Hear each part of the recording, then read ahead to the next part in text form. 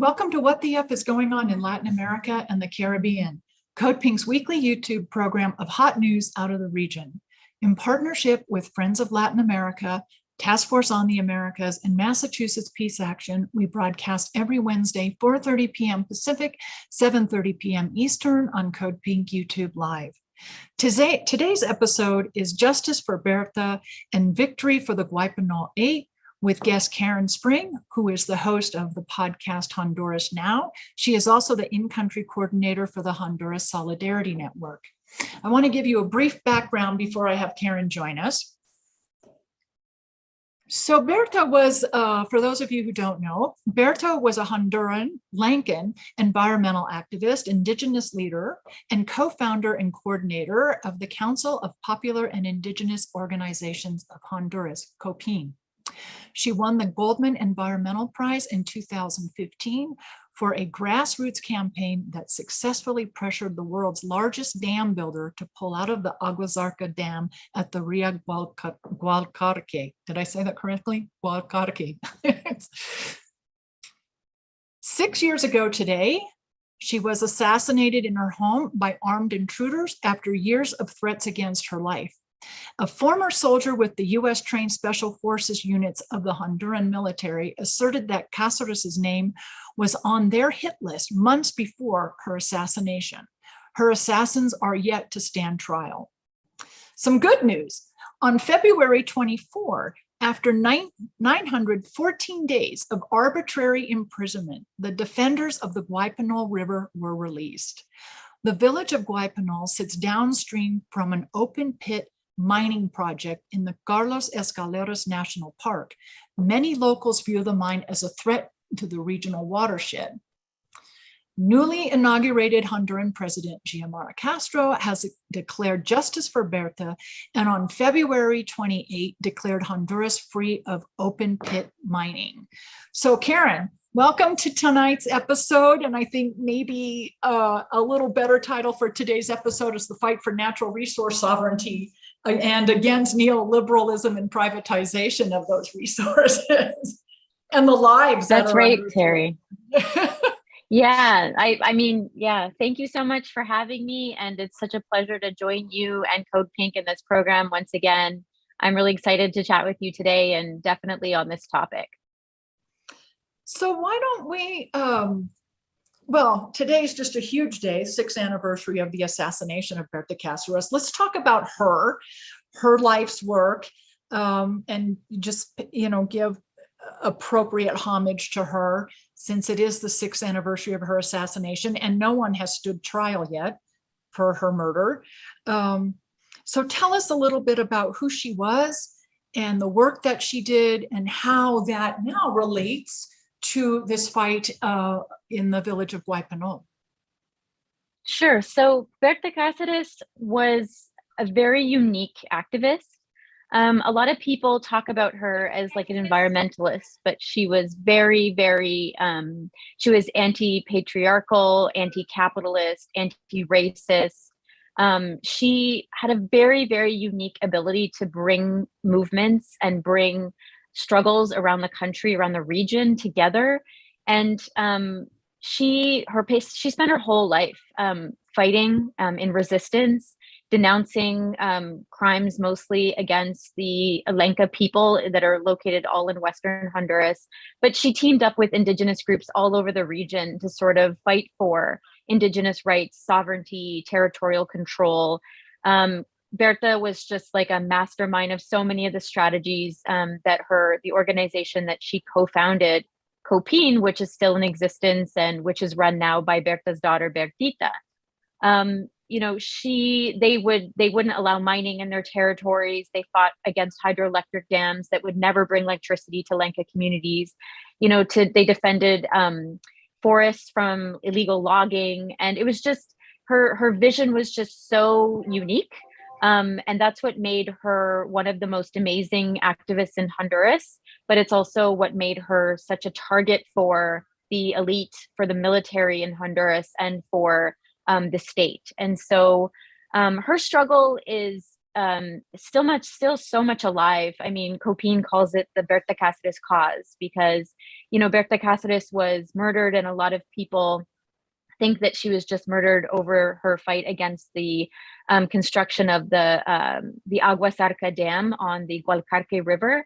But really, she was murdered because of her vision, of her resistance, of, her, again, like fighting against mining, just like the Guapinol 8 are doing, and just her long trajectory of activism in the country. So, I mean, her vision and her struggle is very much linked to this victory of the Guapinol 8. Both the Guapinol 8 that were imprisoned for over 2 years for defending their water source, as you mentioned, Terry. They basically, a lot of them sought their inspiration from Berta and from her struggles. And both Berta and the Guapinol 8 were defending water, were defending their rivers, and also just would not accept that mining companies could come into their territories and just dictate whatever they wanted to do. And, and because they, both Berta and the Guapinol 8, didn't allow that, they were criminalized. Like, they tried to send Berta to prison as well, just like they did with the 8 Guapinol water defenders. And so there's just so much connection between the two struggles. And so today, as we commemorate Berta Caceres 6 years after she was, murdered in her home, we're looking at this victory linked to the struggle to defend territory in Tocoa Colon, where the Guapinol community is located. And we're seeing just how much they're connected. What Berta started, the Guapinol 8 move continued forward, and it's very much just connected. And so while we commemorate Berta's assassination, we know that the seed that she planted all around the country is being continued forward, and it's growing in other places, like in the community of Guapinol.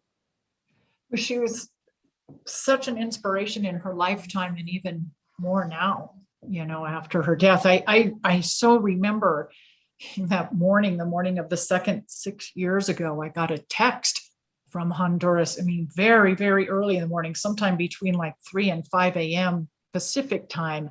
And it was just so shocking because so many of us, it was shocking, not because of the work and we all knew that of the threats, but the year before, in 2015, she won the Golden Environmental Prize. And I think so many of us, particularly in the States, so naively believed that was like this invisible shield for her. We really, really believed that. Yeah, and it's funny because No, I'm sorry, go ahead. I said, we just really believed that. It was just so, the morning of March 2nd, 2016 was just so shocking, on several levels. Yeah, and I mean, she won that award in the midst of like the heat that was on her for defending the Gualcarque River and the struggle to stop this internationally financed hydroelectric dam. And the people that murdered her are connected into the military structures of the state. They're connected all the way up to training from the United States military. And, really, it was the international system that killed her, and the capitalist system, the global neoliberal system that killed her, from the international financial institutions that funded the dam and that looked the other way when she said specifically to them, this dam is violating our rights. It's linked to murder. Please stop funding it. And they wouldn't. And so, yeah, I think a lot of people thought that the Goldman Prize would protect her, but it really basically put a target on her back in many ways. And it became very difficult for her. And so today, COPIN did a whole commemoration of Berta in their training center in La Esperanza, just like they do every year. And what they do is they commemorate her planting, is what they call it. The siembra de Berta. They say that she's been planted and she grows and grows like a seed, instead of her dying and, she was murdered the day and she died the day the day of her murder. But instead she just sort of continues to grow and grow. And that's what they celebrated today. It's a really, really lovely ceremony, the things that they do every year to commemorate her cause and her life. I'll put the link can I put the link to that event in our comment section? Yeah, and actually COPIN live streamed it. So people, they have concerts, I they saw have that. singers, and they have it's a great event, and it's really inspiring. I'll share that with the audience. So those of you watching, I'll put that in the program notes actually, so that it's there for you. You mentioned global capitalism and neoliberalism, and I remember one of the first things said after the coup in 2009 with the Lobo government. One of the first things that he stated as new economic and foreign policy was Honduras is open for business. And so that just kind of put the whole natural resource extraction industry on steroids at that point. And Oh hasn't yeah, I stopped. mean, they lifted the moratorium on mining that had been imposed because of that event. Honduras is open for business. They later created the framework to the ZEDEs, the zones for employment and economic development, which is like neoliberalism on steroids, like privatizing parts of Honduran land and selling them to the highest bidders.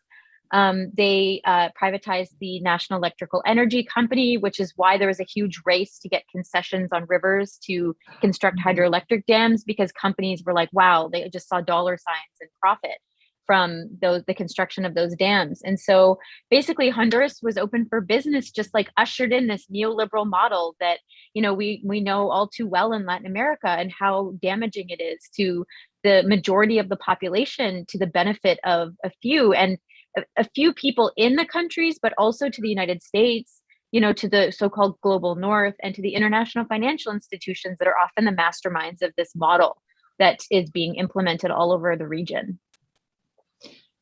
Let's, I mean, Honduras is kind of the petri dish for all of this since June of 2009. And but there's one huge thing that's happened, and I'm happy to say I was part of this with you both in November and again in January. November, I think most of the audience knows that the National Party was put out of power with the election of Xiomara Castro in the Partido Libre coalition, November 27th of 2021. And Kara and I had the honor of attending her inauguration, January 27th of this year. So, and it was just so wonderful to see her campaign platform. And then immediately after her inauguration, I mean, that very, very day, some of the policies went immediately into effect, foreign policy decisions specifically. But now, as of Monday, there's been an overt halt to open pit mining. Yeah, I mean, the government, the Xiomara government has, I mean, they're facing extreme difficulties. Like an economic crisis has been declared in the country because of the situation of the economy and the situation of the state and state finances in itself. But the Xiomara government situation that they've inherited. Right. Yeah, absolutely. Yeah. Thank you for specifying that. But 12 years of a dictatorship, like a narco corrupt dictatorship, means that, you know, the state institutions have been totally like ransacked of funds. And so despite the challenges that they face, I think that, you know, the new government, the Xiomara government's been in power for a little over a month. And they've just tried so hard to fulfill campaign promises that are really inspirational for a population that has sat through and fought through 12 years of a US-backed dictatorship. So for example, like you said, the foreign policy gains, like they immediately recognized the Maduro government in Venezuela and booted the Guaido representative of the Venezuelan embassy in Honduras that the dictatorship had supported.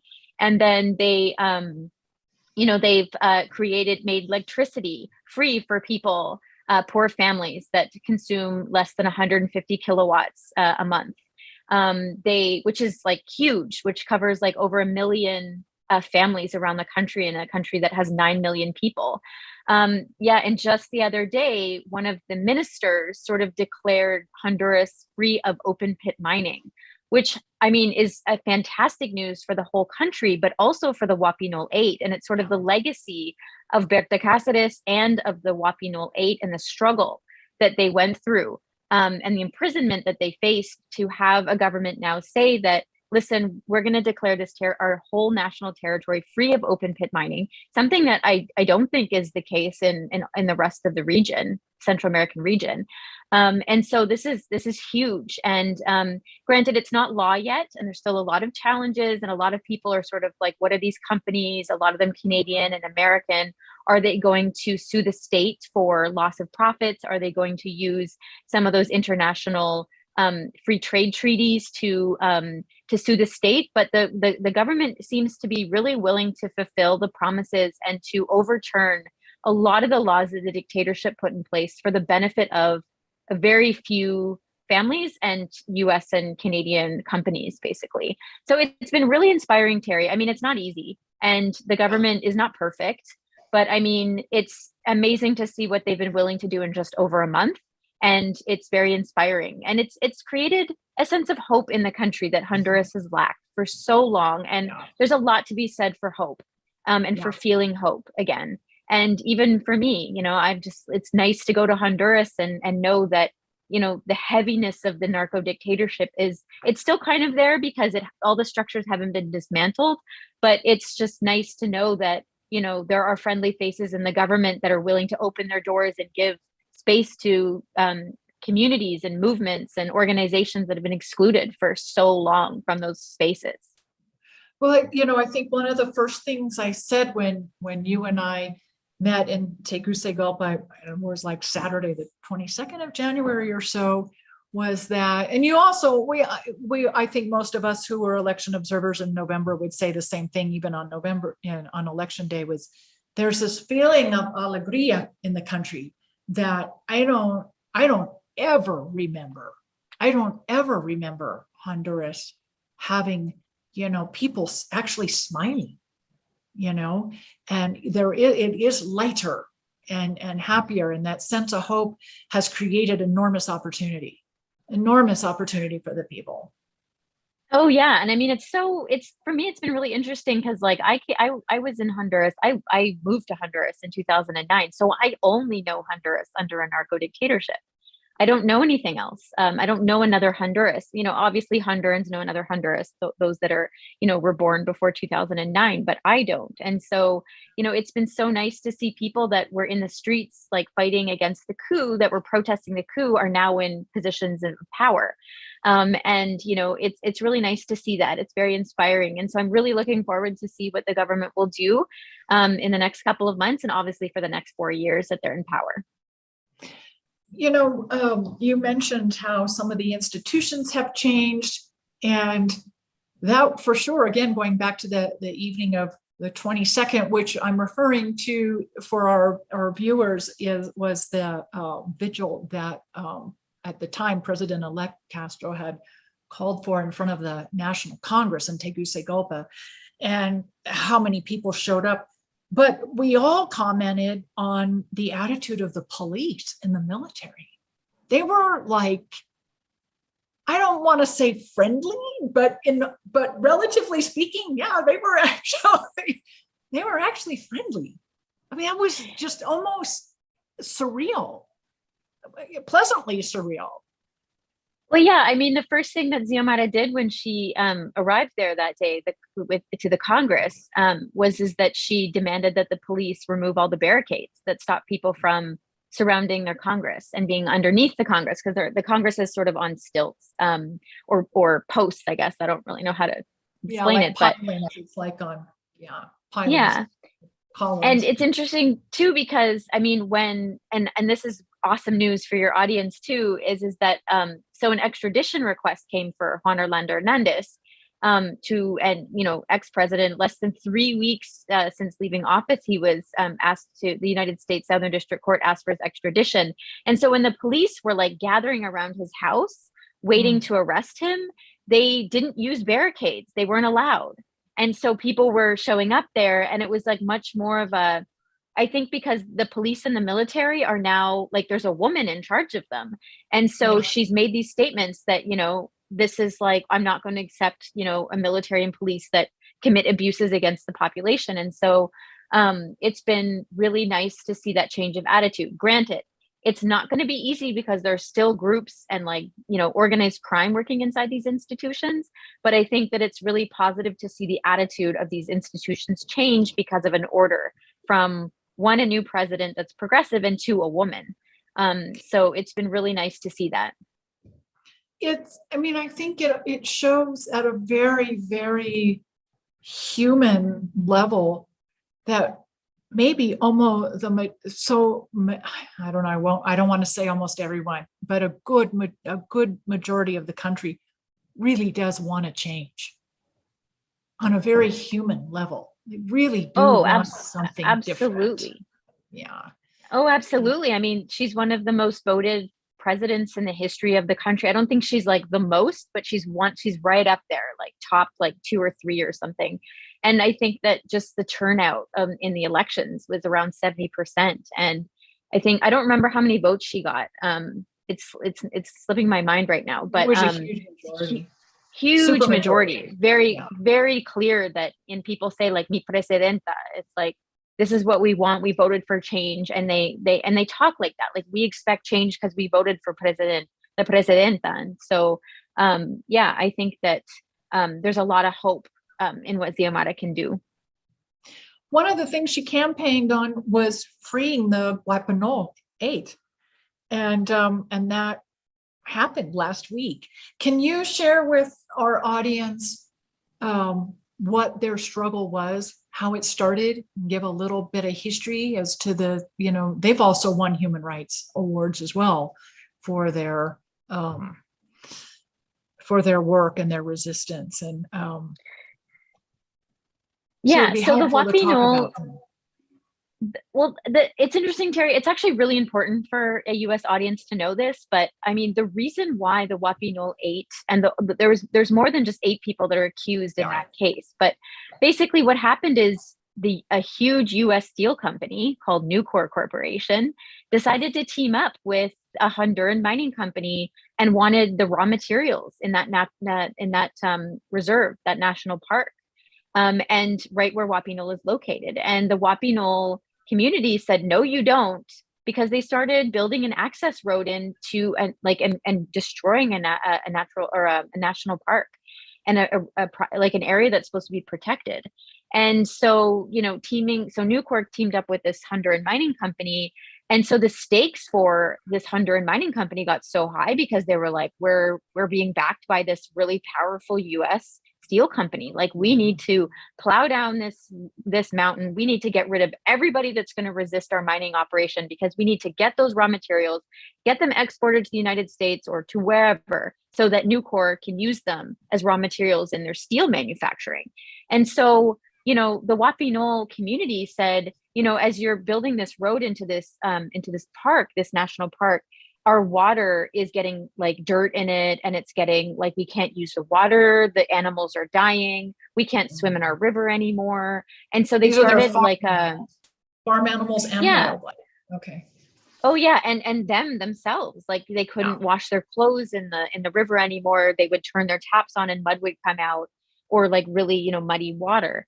And so they basically created like an encampment blocking the operations of the mining company. And that is what led to this incident, which led to basically trumped up charges against 30 or something mostly leaders in the community. And 8 of those, like 30 or something that were charged, basically were sent to prison. And some others were sent to prison, but they were released. But 8 stayed in prison. They were first in a maximum security prison, again, built by the United States, and with support from the Honduran dictatorship. And then they were sent to a normal prison, and they stayed there. And, there was massive solidarity campaigns, Terry. There was, so many different organizations, CODEPINK, like you guys were involved, like the Honduras Solidarity Network. There was so many. It's impossible to name them all. There was universities. They had the team had a communication team. They had a legal team. They had all these like scholars on an international level. The UN said that they should be released, Amnesty International. So there was this massive campaign to free them. And despite all of the pressure, the corrupt Honduran court system wouldn't do it, because the owner of this mining company that's teaming up with Nucor is one of Juan Orlando Hernandez's cronies. And so Ho, who controls the Supreme Court, basically just refused to release them. And so when Xiomara took power in January, it sort of changed the attitude in the country. I feel like judges that were, would generally not think twice about being corrupt. I think some of them started to be like, I don't really know how corrupt I want to be. They started thinking twice because, they know that Xiomara has a really strong anti-corruption position. And so I think like the political context and the solidarity and the huge amounts of campaigning, and then just the dignity and the powerful nature of the Guapinol struggle sort of led to their release. And it's very inspiring. I mean, they've been recognized by the National Congress. The new Congress just gave them an award, or like a nomination of some sort of award. Xiomara in her campaign speech said that she would free them. There was an amnesty law that was passed to release them. But I think that just over time, the state couldn't hold them anymore and had to release them. So it's a huge victory. And it's something that everybody that was part of it, big or small, should celebrate. They were in prison for over 900 days. That's that correct? 914 days, I believe.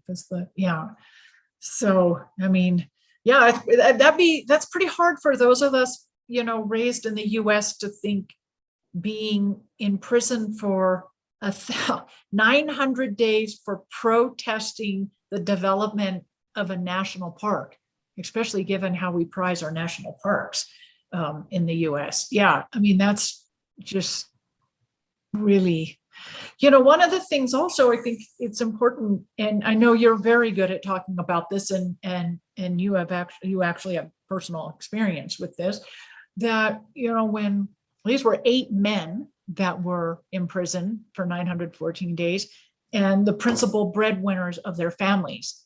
And family is extended in Honduras culture and community oriented as well. So while they're in prison for 900 plus days, their families are at threat as well. Security threat, economic threat, and health and welfare, food, all of those things.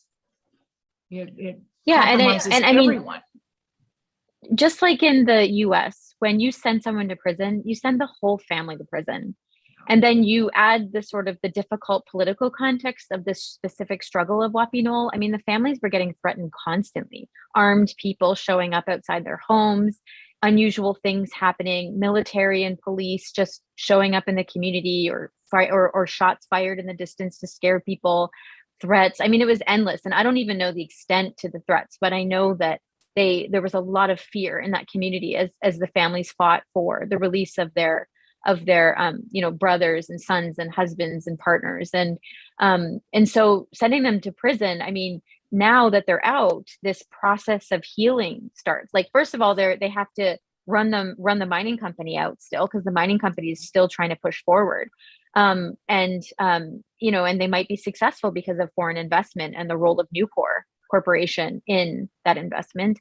But also they have to heal from being in prison. I mean, being in prison is not an easy thing. I mean, my partner Edwin was sent to prison in Honduras, and years later, the effects of that imprisonment stays with you and stays with your family, because it affects your whole family. So they need to rebuild their lives, and they're still going to need support. But I think that we have to celebrate the victory of them being released. It's an important moment. It's so inspiring. Well, and for Edwin too, when he was released from prison, it's so inspiring for everyone else risking their lives to do this work. And not just in Honduras, all over the world, Latin America specifically. And I think, I'd really throw in Colombia because it's so violent there against indigenous people and environmentalists.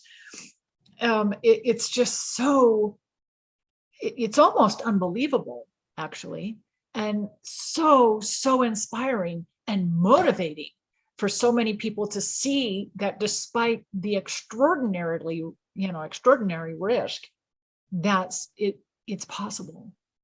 It's really possible. And so who, well, I guess I should tell the audience, and maybe we can share a link to your Honduras Now podcast, because you attended the trial of the Guapinol 8. Every day you were there, and you have extensive notes and coverage and commentary about it. And it's really worth, for those of the audience who want to know more, Karen did a phenomenal job covering the trial. but now that they're free, what does this mean for other individuals in Honduras and organizations? And I guess I'm specifically, what comes to top of mind for me specifically is the Garifuna community on the Atlantic coast of Honduras. What sort of hope and inspiration is there now for additional groups pushing back? Well, I think there's a lot of hope. I think that the release of the Guapinol water defenders, I think that it's a huge victory, and I think people are very happy about it.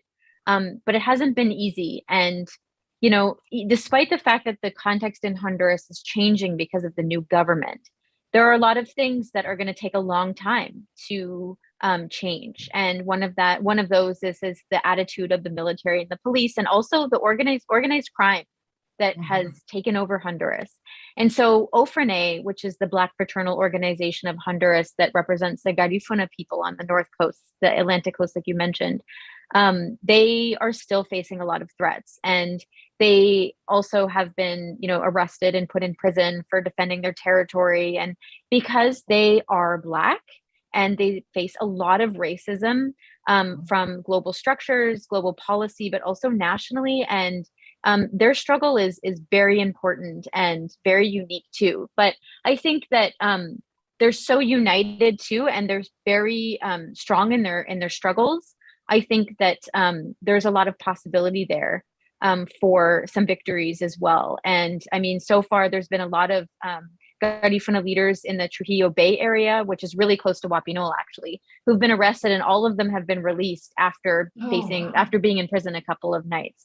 So I mean, it's not easy, because being arrested is never fun, and it's horrible, and it takes a lot of resources and time. But I think it goes to show that they're very united, and they're just moving forward, and they'll keep fighting and resisting. And so I think Guapinol is a really important victory, and it gives a lot of hope, and it reminds people that if you keep fighting, you can achieve what you hope to achieve.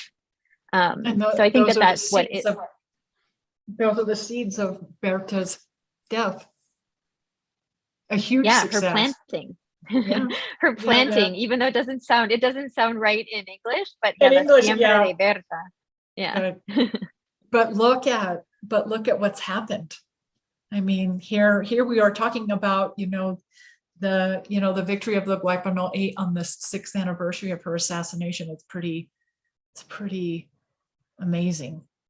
Her life was amazing. Oh yeah, and here we are. For sure she was present in that, right? Every single time there was a gathering or a protest or anything related to Guapinol, there was pictures of Berta, there was altars for Berta, there was candles lit for Berta, and so everyone knows that she's present and she's there fighting as well. And through her siembra and the seeds that she's planted in different struggles around the country. Berta vive. Mm-hmm. How can our viewers get involved? Where can they get more information on both Berta, on the Guapinol, and on your work? I guess I'll have you just share all those websites and Twitter accounts, and I'll post them for the audience as well. So, but yeah, so that's for anybody that's who a wants lot, to know but more.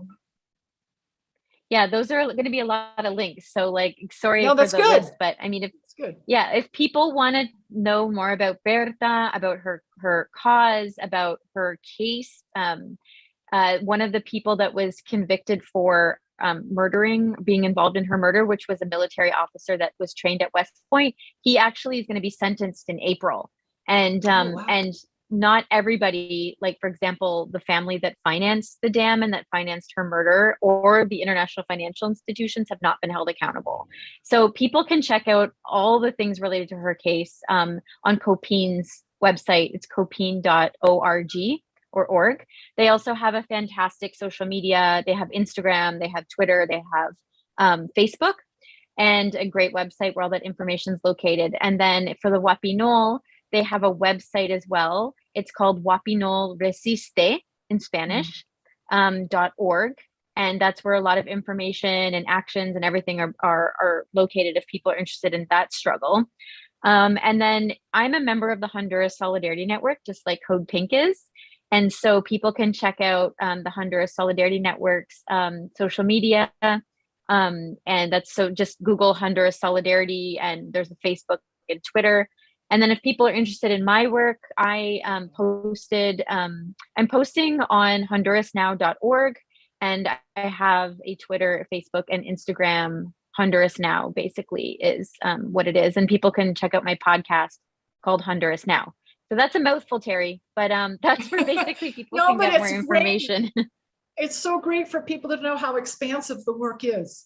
It's really great. And I really, as I mentioned before to the audience, that, you know, your podcast is fantastic for anybody, for many, many issues and all things related to Honduras, but specific to today's episode is your coverage of the Guapinol trial. That was phenomenal work that you did diligently every Thank you. day. And it was amazing. I think it's important to mention now that you're saying this is that I feel like Honduras, I'm a big believer that international solidarity played a huge role in overturning 12 years of dictatorship in Honduras. And even though like a lot of people don't really think that, you know, writing a letter or sending like $10 or $20 to the Guapinol political prisoner families or is very much, I feel like everybody that just sort of came together and worked together, I feel like there's a lot to be said about solidarity and the importance of how much we pushed for 12 years and just like, you know, getting the voices of Honduran organizations out there, assisting them, building, you know, working off what they were saying and demanding and getting it out there more internationally. And so I think that all the people listening tonight that took action in any way, pat yourself on the back. It's a victory. Thank you for doing that. And there's just so much work moving forward, and people can check that out on the sites that I said before. Okay, how wonderful. And I will post all that information in the program details as well, so that all of you can reference that. So Karen, thank you for another wonderful conversation and for all your work and for all your knowledge. It's always so great to talk with you and work with you. I just really feel very privileged to know you and to be able to share work with you as well. So, well, same to you, Terry. Thank you so much for having me. You have a fantastic program as well. Every week, it's a big commitment, but it's so important and amazing. And thank you so much to CODEPINK for the work that they do around the world and in Honduras. So thanks for having me again. It's a pleasure. Thank you. And I want to remind our audience that you've been watching What the F is going on in Latin America and the Caribbean, CODEPINK's weekly YouTube program of hot news out of the region. We broadcast every Wednesday on CODEPINK YouTube Live, 4:30 p.m. Pacific, 7:30 p.m. Eastern. You can also now find us on Apple Podcasts and Spotify. I hesitate to say Spotify. I guess it's a little controversial right now, but it's there. And wherever you find your podcast. And also be sure to catch CODEPINK Radio, which broadcasts every Wednesday morning, 11 a.m. Eastern, 8 a.m. Pacific on Pacifico radio stations WBAI out of New York City and WPFW out of Washington, D.C. And be sure to catch Honduras Now as well. So, okay, everyone, we'll see you next week. And thank you for tuning in.